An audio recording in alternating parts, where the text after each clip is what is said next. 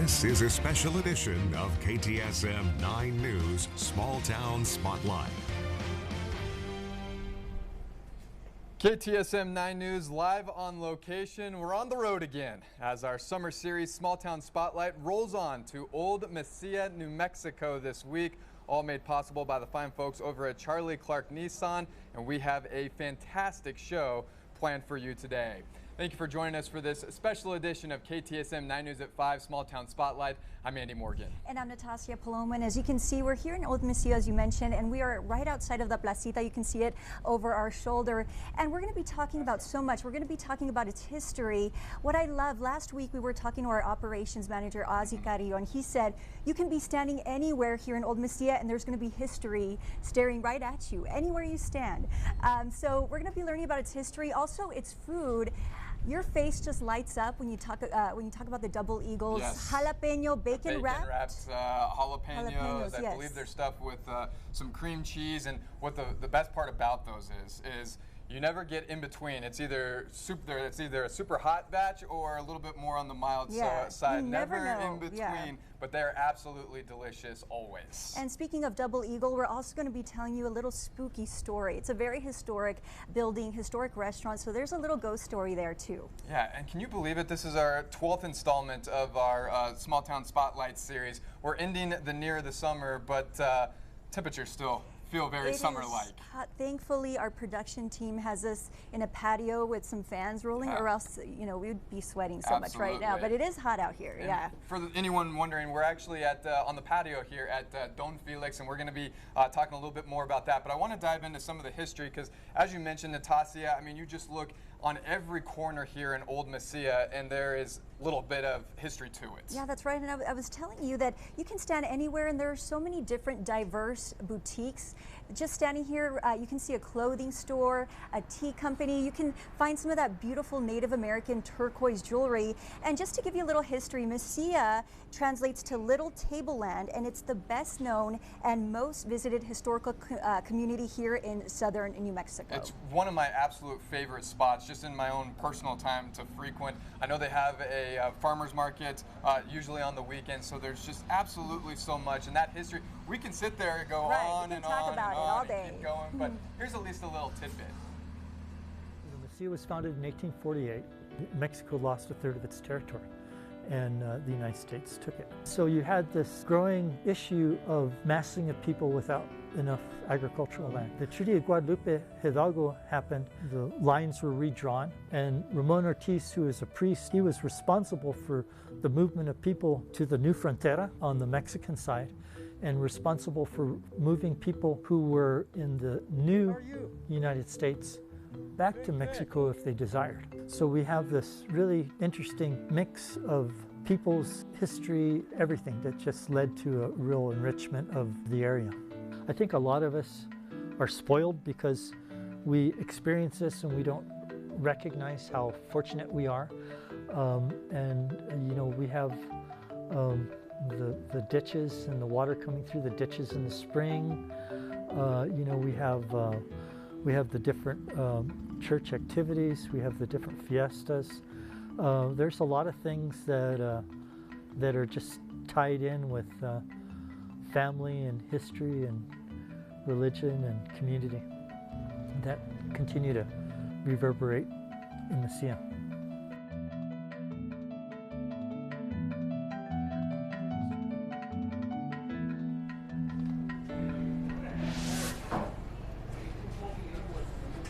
You're always going to learn so much here on Small Town Spotlight. And we're now joined by Adriana Merrick. She's the owner of Don Felix Cafe. We're actually here in the patio, so thank you so much for lending your patio to us.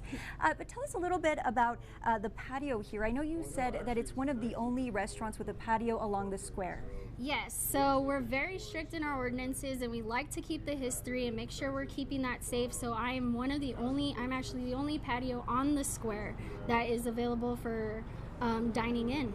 Yeah, and I'm sure on a cooler day, it's beautiful out here, right? It is. It's great. Our biggest times are usually in the fall and in the springtime when we have our fiestas. We do have great fiestas. Dia de los Muertos is coming up, as well as our Cinco de Mayo. So during those times, it's wonderful to hang out here. You mentioned some of the history, and of course, We've mentioned how history, it seems like it just, you look everywhere, and there's actually history here with this establishment too. Don Felix, actually your grandfather. Yes, Don Felix is my grandfather, and he does like to be called Don Felix. There you go. But yes, he built the restaurant in 2001. The original building is the two shops right in the middle. That was actually owned by the church for a while. There's so much history around, anywhere from the Gadsden Purchase to where Billy the Kid was incarcerated, to the church, to the basilica that we have. And you know, we say it wouldn't be a small town spotlight series without the food. So tell us a little bit about the food. I know Robert was tasting some flautas that you had. You said you used pecans because they're here in this area. So tell us a little bit about the special menu that you have. So we do try and incorporate a lot of the flavors that are known to New Mexico, as well as Mesilla. My grandfather actually owns quite a few acres of pecans, so pecans are a huge part of my history as well. And we have our blue corn pecan chicken flautas. What's your favorite dish? My favorite is probably our carne asada. I know that. Can't go wrong there. Yeah, everyone says they have the best carne asada, but we actually grill ours and cut it to order. So it's straight off the grill and fresh. How does it feel being part of your grandfather's legacy? You now the owner of Don Felix Cafe. How does that feel for you? It's great. As you know, a lot of the stores here do have that tie. They've continued their traditions and the companies or the restaurants and stores that they've had throughout the generations in their family. And I hope to continue it as my daughter grows older. Okay. Adriana, thank you so much for joining us. We learned so much. Can't wait to taste all the amazing food here at Don Felix, and very much appreciate you being a part of this small town spotlight. Of course. Thank you. And we talked about Robert. We saw him eating those flautas, those What's he up to? Did you save us one, Robert, or you ate them all? I'm sorry, I thought you asked if I had saved you one of the pecan flautas. I'm so sorry. I ate it all. Welcome to beautiful old Mesilla, 1854. As you walk along these charming streets, you'll notice that all the buildings, real adobe, several feet thick with the real wood vigas, classic territorial New Mexico style. And the best thing about Old Mesilla is that it combines all the cultures together, including the Native American cultures. And you'll see little shops like this as you walk along. Mesilla means little table because when the Rio Grande would flood, this area was actually built a little bit above the floodplain, so it never flooded. It was the perfect place to start a little town. Let's talk about the weather. It's pretty quiet today and pretty nice today, but still, we're going to add to that misery meter in the triple digits. Those triple digits are going to keep on going. We're going to have a better chance of thunderstorms tomorrow night. I'm going to have your detailed forecast. We'll talk about drying out and having much hotter days coming up. And we'll step inside for some specialty teas at the Old Barrel Tea Company. That all coming up in just a bit. Natasha, Andy? All right, Robert, joke's on you because look what we got here. We actually got one, Yes, but we're going to have did. to split I it, love right? the corn tortilla. Yeah, too. the This blue is corn gonna be tortilla. I feel like that's awesome. very popular in New Mexico. sure. And this is a carne asada taco, I heard, with a cilantro sauce. I love cilantro. Me It's the too. best And I don't flavor. know what this sauce is, but I'm We're gonna already try all it, about yeah. it. Gonna make it happen. And we were actually joined during our 4:30 newscast by the fine folks over at Double Eagle, and we keep talking about the jalapenos. Like, I got to get myself a jalapeno. But such an old establishment there, built in the 1800s, and like all old establishments, you always have some of those ghost stories, some spookiness, if you will. That's right. And I believe it's owner of the restaurant. He guides us and shows us proof, actual proof that a ghost exists there. Take a look. When I bought the building, the manager asked me if the ghost came with it, and I asked him what ghost. There are 2 chairs in the Carlotta room, which is the room that the ghosts inhabit, and they're wearing out in the shape of the bodies, human body shape, and you can see hers and you can see his, and you can tell he's wearing pants and she's wearing a skirt. I mean, it's amazing how they're wearing out, and there's no explanation for it, none at all.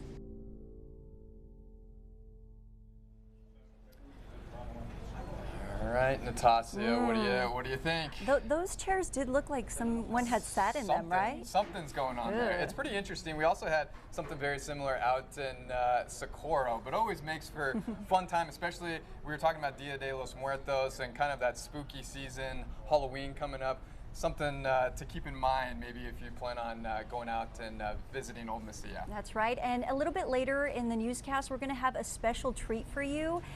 We're going to be making a bananas foster live on air. So we have someone here from Double Eagle, Grant. He's going to be showing us a live demonstration, so that's going to be pretty fun. When you say that we have a treat, we actually have a literal treat. Yeah. Really looking forward to that. And a lot more planned here for this newscast, but we do want to get to our news of the day.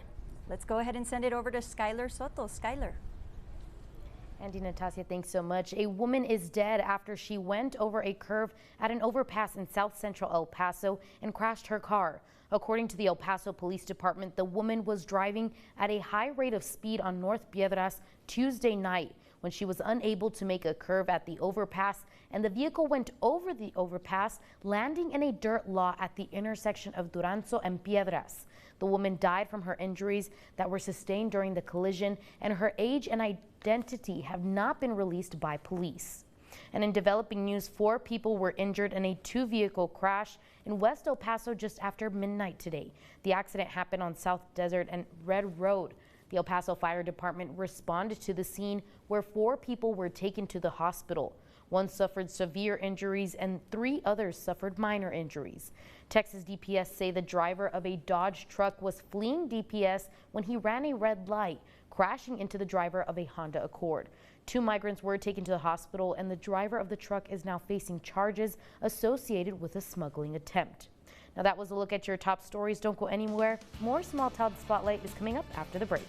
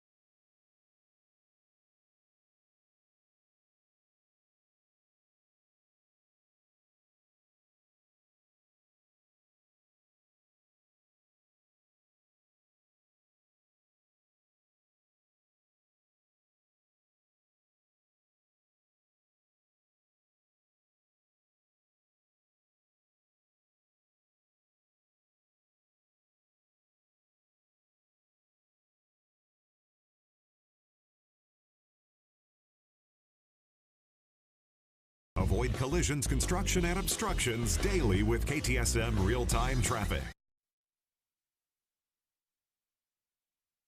Your local weather authority, Robert Bettis, the Borderlands' only certified broadcast meteorologist. All right, everyone, it's nice and hot outside in Old Mesilla, but inside the Old Barrel Tea Company, oh, just take that in. Now, I know you, and I know what you're thinking right now. Where is... He's on his way. Don't worry, and don't forget that all of these small town spotlights where we are able to shine the light of good news on these small towns could not happen without the Charlie Clark Automotive Group. And I promise you, by the end of 6:30, you'll have plenty of me and Bobby Bone going. In the meantime, let's check out this cool tea company.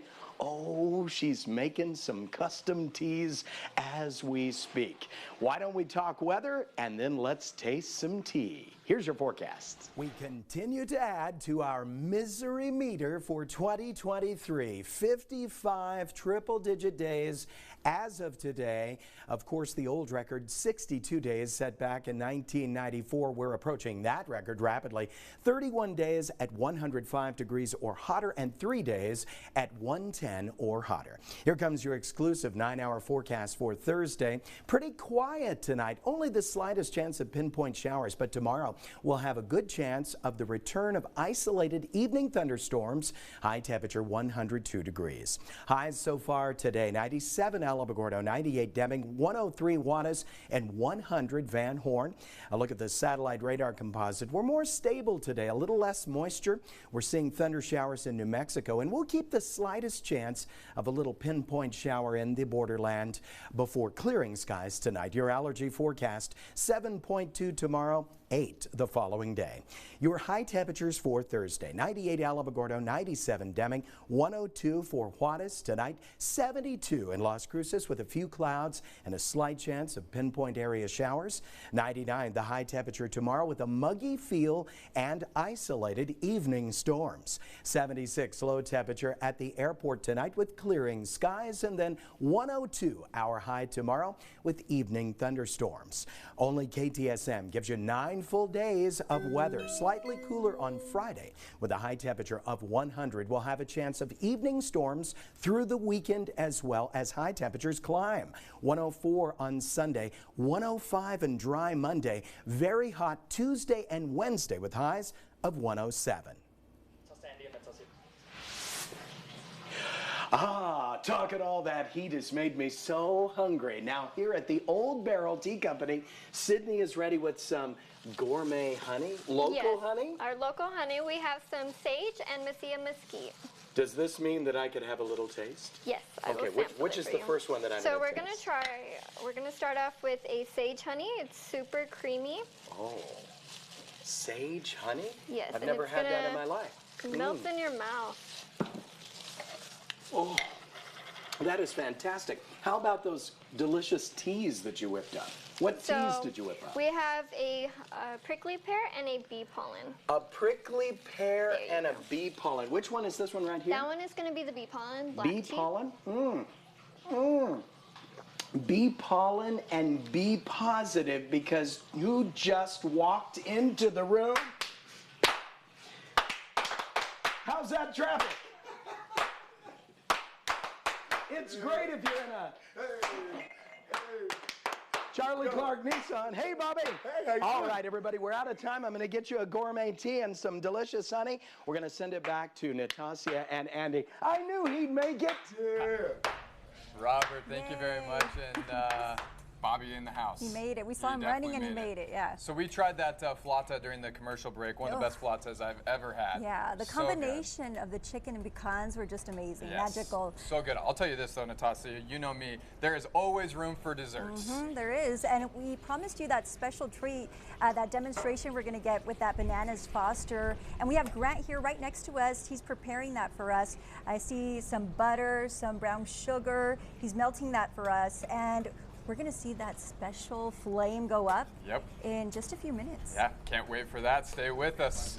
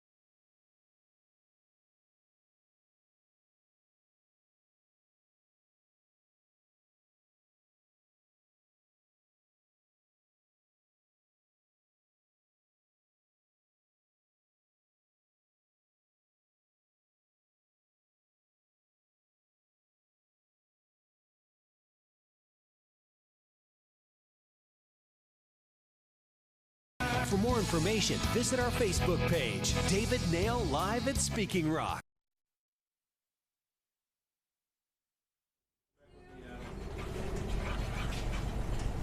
Welcome back to Old Mesilla. We're going to get to that Bananas Foster's in just a second, but want to talk Double Eagle, something I found super interesting. The first establishment, building built here in this whole plaza, which I thought was really interesting. Yeah, I knew it was old, but I didn't know that it held that title. And it has a lot of different rooms with different historical figures. Take a look. It was 10 years owned by Robert O. Anderson of Atlantic Richfield Oil, and then I bought it from him in 1983. I've had it 40 years. The Double Eagle is housed in the building that was the first building built on the plaza in 1850. The main big dining room is the Maximilian room, named after Maximilian, who was the Emperor of Mexico. And his wife was Carlotta. She was an Austrian princess. We have the Carlotta room named after her. This is the Gadsden room, and we have the Gadsden Purchase, both the first page and the last page, and shows James Gadsden and Manuel Diaz's signature. This is the Juarez Diaz room, and I think that this is rather unique because you can see the thickness of the walls. The bar is very, very unique and very, very different. Lalique crystal coronas on the back bar are museum pieces. Hanging over the bar are beautiful 7-foot baccarat crystal chandeliers. Everyone enjoys it. The whole restaurant revolves around the history of the area. I see good food and good service, good atmosphere being a draw for the future.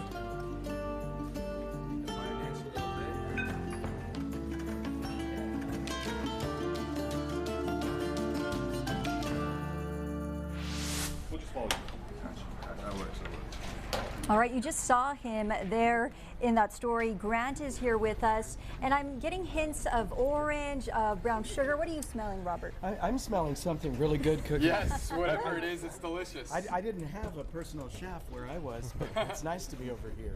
I bet. Yeah, so tell us exactly what you're doing right now. All right, so I have started off, I melted down some butter, and then we added some brown sugar once that butter was melted. I melted that down, and I added some orange juice, freshly squeezed by hand, and some lemon juice as well.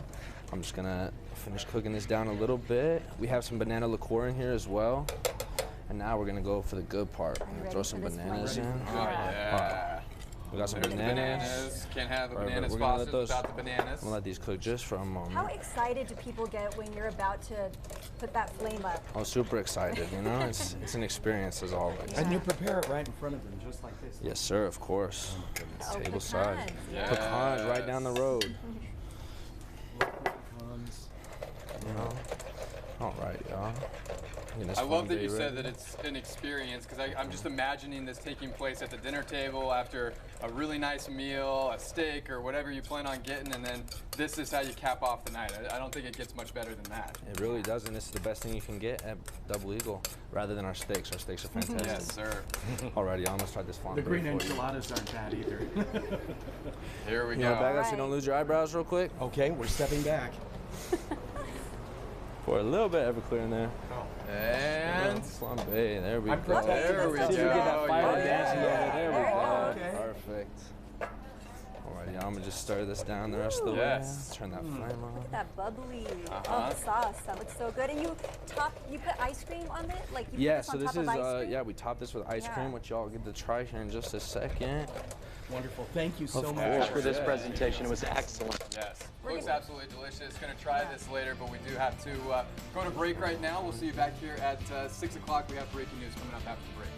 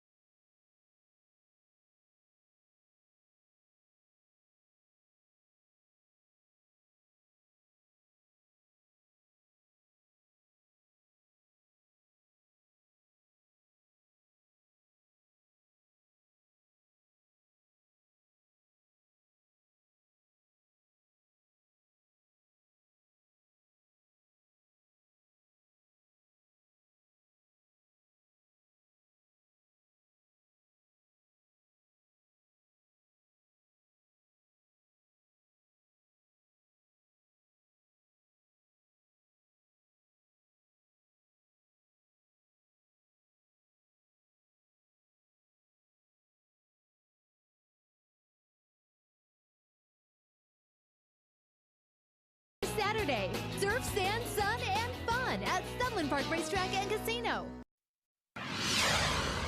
Breaking news just coming into our newsroom. An El Paso jury has recommended the death penalty for Facundo Chavez, the man who shot and killed El Paso County Sheriff's Deputy Peter Herrera during a traffic stop in 2019. KTSM 9 News reporter Tani Davis will have more coming up in our 6 o'clock newscast. Thanks for watching.